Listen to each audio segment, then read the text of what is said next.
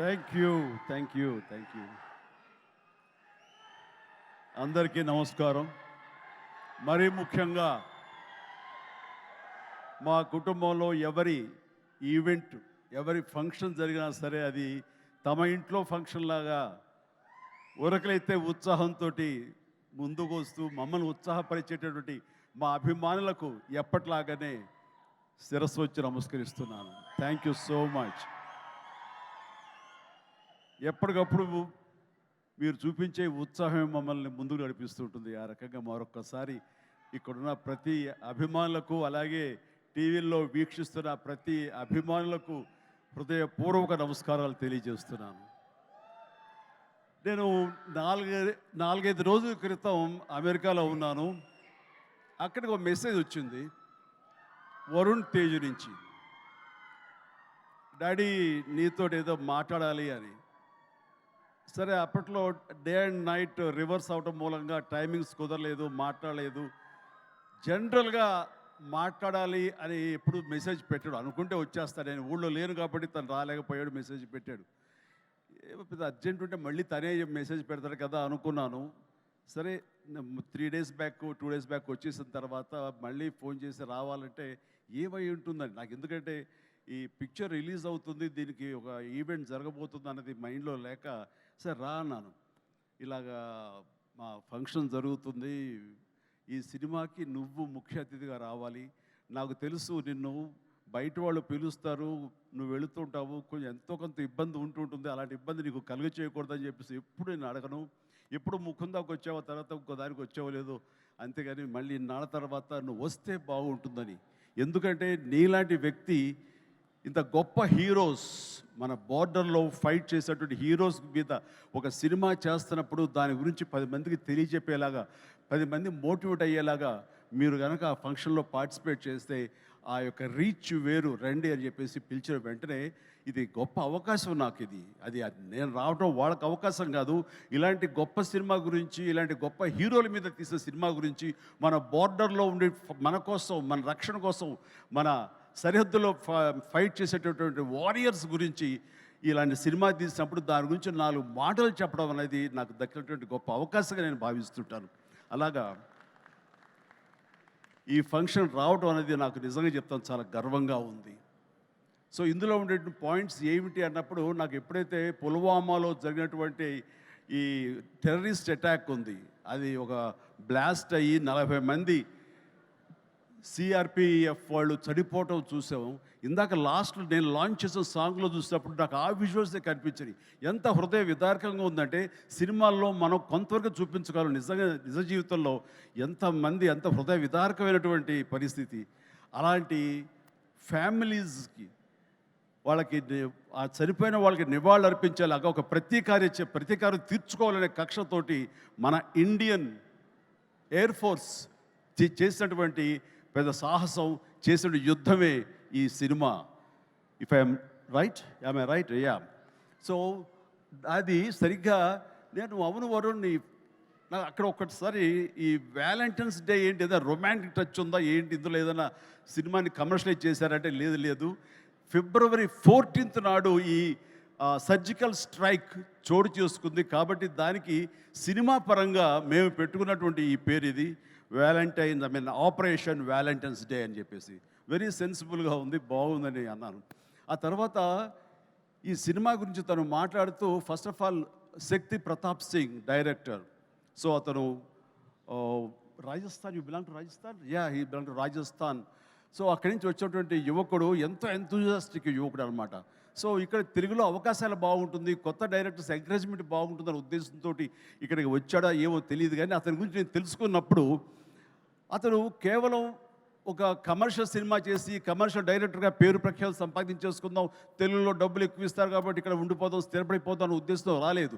తను దీనికంటే ముందుగా ఈ దేశానికి సేవలు చేసేటటువంటి మన ఎయిర్ ఫోర్స్ వాళ్ళ మీద కానివ్వండి, నేవీ వాళ్ళ మీద కానివ్వండి, లేకపోతే ఇన్ఫెంట్రీ మన వాళ్ళ మీద కానివ్వండి, మిలిటరీ వాళ్ళ మీద కానివ్వండి, తను ఎప్పుడు ఒక రకమైన రీసెర్చ్ చేస్తుంటాడు, వాళ్ళ జీవితాలు ఎలా ఉంటాయి ఏమిటని. ఆ నేపథ్యంలో తన సొంత డబ్బు 5 లక్షల దాకా ఖర్చు పెట్టి ఒక 20 నిమిషాల నిడివితోటి ఆ సర్జికల్ స్ట్రైక్, కానివ్వండి, ఈ వ్యవహారం అంతా తనకున్న నాలెడ్జ్ తోటో తన ఇన్ఫర్మేషన్ను గ్యాదర్ చేశాడు. ఆ ఇన్ఫర్మేషన్ తోటో ఒక సినిమాలాగా చేయడం మొదలుపెట్టి ఆ తర్వాత ఎయిర్ ఫోర్స్ వాళ్ళు చూపిస్తే కనుక వాళ్ళు ఆశ్చర్యపోయారు. ఈ సినిమా, ఈ షార్ట్ ఫిల్మ్ ఒక ట్రిబ్యూట్ లాంటిది, ఇంత పెర్ఫెక్ట్ ఇన్ఫర్మేషన్ నీకు ఎవరు ఇచ్చారు? ఇందులో చాలా సీక్రెట్స్ ఉన్నాయి, బయట చెప్పే విషయాలు కాదు, ఇది నీకు ఎలా తెలుస్తుందని. సోమా, ఇందాక నువ్వు అన్నావు కాదు ఏదో లీక్ చేస్తావని, ఇది లీక్ చేసేస్తాను. ఓకేనా? హ్యాపీయా? Happy sir. ఎస్, ఇది ఎవరు చెప్పరు, సినిమా కూడా చూపించారు, అందుకు చెప్పేస్తాను. సో ఎయిర్ ఫోర్స్ వాళ్ళు ఈ సినిమా చూసి, ఆ చిన్న సినిమా చూసి ఇది ఇంకెప్పుడు తీయద్దు వీటిలాగా అన్నారు. ఏంటి అన్నారు. అసలు ఇలాంటివి సీక్రెట్స్ ఇవన్నీ నీకు ఎవరు చెప్పారు ఏంటంటే, నాకు ఉన్నటువంటి కొంతమంది స్నేహితులు వాళ్ళ దీంతో ఇన్ఫర్మేషన్ తీశాను సార్ అంటే, ఫెంటాస్టిక్, ఈసారి సినిమా తీసేటప్పుడు మమ్మల్ని అప్రోచ్ అవ్వు, మేము ఇంకా ఆథెంటిక్గా చెప్తాము, ఇందులో ఉండే ప్రతి ఇన్సిడెంటు, ప్రతి ఇది చాలా అధికారికంగా ఉంటుంది అంటూ వాళ్ళ దగ్గర కూర్చోపెట్టుకుని ఈ సినిమాకి కావాల్సిన కంటెంట్ని చాలా ఆథరైజ్డ్గా జరిగింది ప్రతిదీ యథార్థగాథగా వాళ్ళు విశదీకరించి విడమర్చి చెప్పినప్పుడు తను ఇన్స్పైర్ అయ్యి ఈ కథ రాసుకున్నాడు. దీనికి కమర్షియల్ హంగులు ఎలాగో ఉంటాయి మిమ్మల్ని అందరినీ ఉత్సాహపరచడానికి. సో ఆ హంగులతోటి ఈ కథ వినిపించగానే సిద్ధు ప్రొడ్యూసర్, అలాగే వరుణ్ తేజ్ ముందు ఈ కథ విని చాలా బాగుందంటూ సిద్ధుని పిలిచి నువ్వు చెయ్యి, మనం చేద్దాం అనుకున్నప్పుడు సోనీ వాళ్ళు కూడా ఈ కథ నచ్చి వాళ్ళు కూడా దీంట్లోకి జాయిన్ అయ్యి టుగెదర్గా వీళ్ళందరూ కలిపి ఈ సినిమాని తీశారు. ఇది ఆద్యంతం చాలా చాలా బాగా వచ్చిందని చెప్పేసి నేను వాళ్ళు చెప్తుంటే కనుక ఐ ఫెల్ట్ వావ్, ఇలాంటి సినిమాలు ఆడాలి. ఎందుకంటే మనం ఎంత సరే దేశభక్తి మనకి ఎంత ఉన్నా సరే ఇలాంటి సినిమాలు, ఇలాంటి కథాంశాలు వచ్చినప్పుడు ఒక తెలియని ఒక ఉప్పొంగిపోతుంది మనకి దేశభక్తి. అంటే మనం సాధారణంగా చూడండి, ఇంట్లో జనగణమన పాడగానే వినపడగానే మనం లేచి నిలబడిపోతాం. అది లోపలటువంటి భావాన్ని బయటికి వ్యక్తీకరిస్తుంది, బయటికి తెలియజేసేలాగా మనం మనోగతం అంతా ఒక ఉప్పొంగుతుంది. సో అలాగా ఇలాంటి కథలు వచ్చినప్పుడు ఖచ్చితంగా మనం రొమాంటిక్ సినిమాలు, ప్రేమ సినిమాలు, యాక్షన్ సినిమాలు చూస్తుంటాం, వాళ్ళని ఆదరిస్తుంటాం, వాళ్ళకి డబ్బులు ఇస్తుంటాం. కానీ ఇలాంటి సినిమాలు మన కోసం చేసినప్పుడు, ముఖ్యంగా యూత్ ఇలాంటి సినిమాలు చూడాలి. మన కోసంగా చలిలోనూ అక్కడ నిద్రాహారాలు లేకుండా ఏడారుల్లోనూ ఎలాగ కాపు కాస్తారు, ఎలాగ మనం రక్షిస్తారు అనేది ప్రతి ఒక్కరు చూడాలి. ఎందుకంటే ఈ సినిమా చూడటం అనేది మీ వినోదం కోసం ఒక పక్కన పెడితే, ఈ సినిమా అనేది ఒక ఎక్స్పీరియన్స్ అని మీరు పక్కన పెడితే, ఈ సినిమాకు సంబంధించినటువంటి అలాంటి రియల్ హీరోస్ వాళ్ళకి ఒక సెల్యూట్. ఈ సినిమా మనందరం చూడాలి, చూసి తీరాలి. అండ్ ఆ రకంగా ఈ సినిమాని ఎంతో రీసెర్చ్ చేసి చాలా ఆథెంటిక్గా తీయగలిగాడు అది శక్తి ప్రతాప్ సింగ్. సో అలాంటి శక్తిని నేను మనస్ఫూర్తిగా అభినందిస్తూ, ఇక్కడ ఇంకొక విషయం, శక్తి మన తెలుగు పరిశ్రమకి ఇంకొక చక్కటి మెసేజ్ ఇచ్చాడని నేను భావిస్తాను వ్యక్తిగతంగా. ఈ సినిమా రిలీజ్ తర్వాత హిట్, సూపర్ హిట్ అవుతుంది వేరే విషయం. బట్ ఈ సినిమా రిలీజ్కు ముందే హిట్ అయ్యేలాగా తను చేసేటువంటి ప్రొడక్షన్ వాల్యూస్ అంతా ఇంత కాదు. ఎందుకంటే ఈ సినిమా కేవలం 75 డేస్లో తను తీయగలిగాడు. అలాగే budget with in the rich, చాలా తక్కువ బడ్జెట్లో, రీజనబుల్ బడ్జెట్లో చేశాడు. ఎవరైనా ఈ సినిమా చూస్తే కనుక, ఈ రిచ్నెస్ చూస్తే కనుక, ఆ ఎక్విప్మెంట్ కానీ, ఆ ఫ్లైట్స్ కానీ అవన్నీ కూడా ఫ్లై అయ్యేలా తీశారంటే అది నిజంగా వాళ్ళు విన్నటువంటి బడ్జెట్లో అది ఆషామాషి విషయం కాదు అది. సో ఆ రకంగా సినిమా రిలీజ్కి ముందే తను సూపర్ సక్సెస్ అయ్యాడు శక్తి అని నేను మనస్ఫూర్తిగా నా అభినందనలు తెలియజేస్తాను. ఇది చాలామందికి ఒక మోటివేషన్ అవ్వాలి, చాలామందికి ఇది ఇన్స్పిరేషన్ అవ్వాలి. సో డబ్బు ఖర్చు పెడితేనే కాదు రిచ్నెస్ వచ్చేది. రిచ్నెస్ ఎలాగొస్తుందంటే మన థాట్ నుంచి వస్తుంది. ఎలా తీస్తే, తక్కువలో ఎలా తీసి ఎలా రిచ్గా చూపిస్తే అటు సినిమా రిచ్గా ఉంటుంది, ఇటు నిర్మాతలు బాగుంటారు, అన్ని రకాలుగా సినిమా ఇండస్ట్రీ ఫ్లరిష్ అవుతుంది. అది కూడా దృష్టిలో పెట్టుకోవాలి. ఆ రకంగా శక్తి ఈ మన తెలుగు పరిశ్రమలో యంగ్ డైరెక్టర్స్కి వాళ్ళందరూ కూడాను ఒక చక్కటి మెసేజ్ ఇచ్చాడని మనస్ఫూర్తిగా నేను భావిస్తాను, నమ్ముతున్నాను. అదే రకంగా అతను నేను మనస్ఫూర్తిని అభినందన తెలియజేస్తున్నాను. ఇక ఇందులో చాలా స్మార్ట్గా ఒకప్పుడు నాకు డైనీ కనిపించాడుగా కనిపిస్తున్నాడు ఈ షతాఫ్ అండ్ వండర్ఫుల్. నాకు ఒకసారి డేనీ డొంజోంగ్పా ఉన్నట్టుగా ఉన్నాడు ఆయనకి ఈ సినిమా తర్వాత తెలుగు ఇండస్ట్రీలో మంచి అవకాశాలు వస్తాయి. So all the very best. God bless. అలాగే ఇంకా నవదీప్ ఉన్నాడు. నవదీప్ చూసేగా మా ఇంట్లో రామ్ చరణ్, రాణా, వరుణ్ వీళ్ళలాగానే తను కూడా చాలా అల్లరోడు, కానీ చాలా సినిమా వరకు చాలా బుద్ధిగానే ఉంటాడు. అండ్ వాళ్ళ ఫ్యామిలీ అంతా నాకు తెలుసు, వాళ్ళ అమ్మగారు వాళ్ళందరూ కూడా నాకు బాగా పరిచయం. ఆ రకంగా మా కుటుంబ సభ్యుడిగా నేను భావిస్తుంటాను. ఈ సినిమాలో నాకు ధ్రువలో తన పెర్ఫార్మెన్స్ చాలా బాగా నచ్చింది ఈ మధ్యకాలంలో. అలాగే ఈ సినిమాలో కూడా చాలా చక్కటి క్యారెక్టర్ చేస్తుంటానని నేను భావిస్తాను. ఇంకా మంచి క్యారెక్టర్స్, ఇంకా నువ్వు వెరీ స్ట్రాంగ్ హీరోగా ఉండాలి నా కోరిక. అసలు హీరోగా ఉన్నటువంటి ఆ లక్షణాలు అన్నీ ఉన్నాయి. బట్ వస్తుంది అవకాశం, చేద్దాం. అండ్ దెన్ నేను ఎప్పుడు టైం పాస్ అవడం కోసంగా చూస్తుంటే ఒక వ్యక్తిని తరచూ చూస్తుంటాను ఈ మీమ్స్లో. అదే ఏం మస్తు షేడ్స్ ఉన్నారా నీలో అని. నో మస్తు షేడ్స్ ఉన్నాయరా, ఏమ్రా కమల్ హాసన్ లాగానే అనేది. సో మనిషి టాలెంట్ ఉంటే ఇది అంటారే, అన్నం మెతుకు చాలు ఉడికిందా లేదని తెలియడానికి. ఆ రకంగా వీళ్ళందరూ వాళ్ళ టాలెంట్ని ఈ రకంగా వాళ్ళు చూపించుకుని నాలాంటి వాడి దృష్టిలో కూడా పడేలాగా ఉంది. అండ్ చిన్ననాటి నాస్టాలజిక్ ఫీలింగ్స్ నువ్వు చెప్పగలిగావు. I'm also so happy. నన్ను చూసి మీరు అంత ఆనందపడతారో, మీ ఫీలింగ్స్ చెప్పినప్పుడు, మీ చైల్డ్హుడ్ విషయాలు చెప్పినప్పుడు నాకు అంతే ఆనందంగా ఉంటుంది, అంతే ఇన్స్పిరేషన్గా ఉంటుంది. I'm really glad to hear that. So nice of you. And then ఇక హరిరామ్ జోగయ్య గారు టెక్నీషియన్స్గా పోలిస్తే వారు మాకు మంచి మిత్రులు. అండ్ వారికి నా అభినందన తెలియజేస్తున్నాను. అండ్ తర్వాత ఇక్కడ డిఓపి హరి గారు, వారికి కూడా మా బెస్ట్ విషెస్. ఈ సినిమా పెద్ద హిట్ అవుతుంది, ఆయన విజువల్స్ కూడా బాగుంటాయని నేను నమ్ముతున్నాను. ఆయన కూడా మంచి పేరు రావాలి. ఇక విజయ్ వీళ్ళందరూ, అలాగే ఓకే, గాడ్ బ్లెస్. అలాగే సిద్ధు కూడా మంచి ప్రొడ్యూసర్గా ఎదగాలని మనస్ఫూర్తిగా కోరుకుంటున్నాను. మీరు చెప్పే దగ్గరకు వచ్చేదో కాదు. Good luck please. And then ఇక్కడ యంగ్ డైరెక్టర్స్ చాలామంది వచ్చారు, కరుణాకర్ ఇలాంటి వీళ్ళందరూ కూడాను ఈ సినిమాలో వాళ్ళ సినిమా అన్నట్టుగా భావించి వాళ్ళు చెప్పినటువంటి మంచి మాటలు, గుడ్ విషెస్ ఈ సినిమాకి బలంగా ఉంటాయి. ఇక అందరి గురించి చెప్పి, నా బిడ్డ వరుణ్ తేజ్ చిన్నప్పుడు సరే అందరూ ఒకే చోట తిన్నాము, ఒకే చోట పెరిగాము, ఒకే చోట పడుకున్నాము. వాళ్ళ జీవితం అంతా నాతోటే. అండ్ వాళ్ళు ఏది అవ్వాలని సరే వాళ్ళని అది అవ్వనివ్వకుండా చేశానేమో. రోజు నేను మేకప్ వేసుకుని నా సినిమాలు చూస్తూ, నా ఇంట్లో కాస్ట్యూమ్స్, మేకప్ ఇవన్నీ చూసి వాళ్ళు ఇంకో రకంగా ఆలోచించలేకపోయారు. అందుకనే వాళ్ళకి ఏం చేయాలా అన్న ఆలోచన ఒకవేళ చదువు అయిపోయిన తర్వాత యాక్టర్ కాక ఇంకెందుకు మనం అనేది అనుకున్నారేమో. నా దగ్గర చెప్పగానే నేను ఇలాంటి వాటిలో చాలా ఎంకరేజ్ చేస్తాను. ఎందుకంటే film industry the best film industry. నేను దీన్ని చాలా గౌరవిస్తాను. ఇది కళామ తల్లి అని నేను భావిస్తుంటాను. మనం ఎంత గౌరవిస్తే ఆ ఫిల్మ్ ఇండస్ట్రీ మన అంతగా ఆదరిస్తుంది, హక్కును చేర్చుకుంటుందని బలంగా నమ్మేవాడు నేను. కాబట్టి ఇలాంటి ఇండస్ట్రీకి నా బిడ్డలు వస్తే కనుక అంతకంటే కావాల్సింది ఏముందంటూ ఎంకరేజ్ చేస్తాను.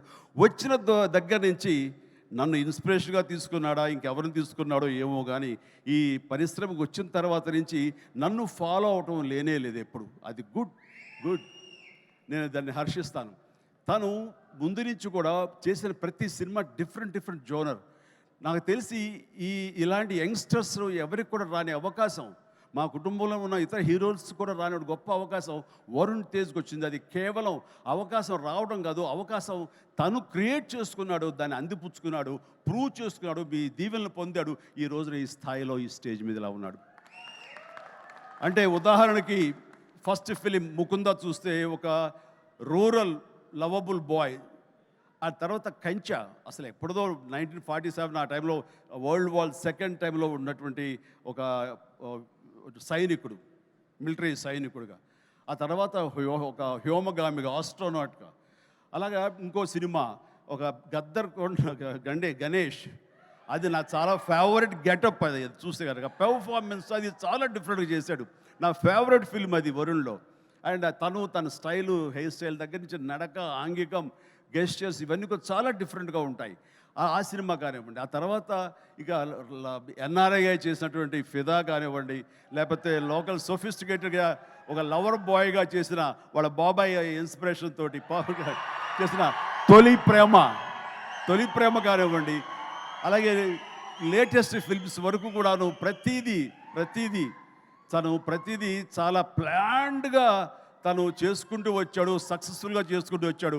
ఆ ప్లాన్లో ఒక భాగమే లావణ్యను కూడా కట్టుకున్నాడు. అది సో ఆ రకంగా ప్రతిదీ వెరీ వెరీ సక్సెస్ఫుల్ స్టెప్స్ వేసుకుంటూ అన్ని జోనర్స్ యొక్క టచ్ చేస్తూ ఈ 13 తను చేసిన 13 సినిమాలు ప్రతిదీ వైవిధ్యమైన సినిమాలు చేసుకుంటూ ఎవరికి రానట్టు డిఫరెంట్ జోనర్స్ చేయగలిగాడంటే నేనేదో రొమాంటిక్ హీరో, నేను యాక్షన్ హీరో, కేవలం ఇలా చేయాలి అన్నది కాకుండా డిఫరెంట్ సినిమాలు చేసుకుంటూ వచ్చాడు. అందులో నేపథ్యంగా ఫస్ట్ టైం అంతకుముందు గాజీ అని నేవల్ సినిమా వచ్చింది, సబ్మెరీన్ బేస్ చేసుకుని రాణా యాక్ట్ చేసింది. ఆ తర్వాత ఎన్నో మిలిటరీ బేస్డ్ సినిమాలు వచ్చి ఉంటాయి, ఉన్నాయి కూడాను. కానీ air strike, surgical strike, air force మీద సినిమా మాత్రం మన తెలుగులో ఇదే మొట్టమొదటి సినిమా.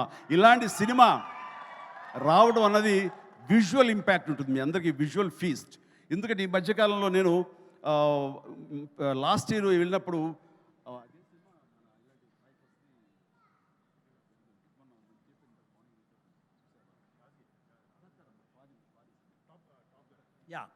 టాప్ గన్ సినిమా చూశాను.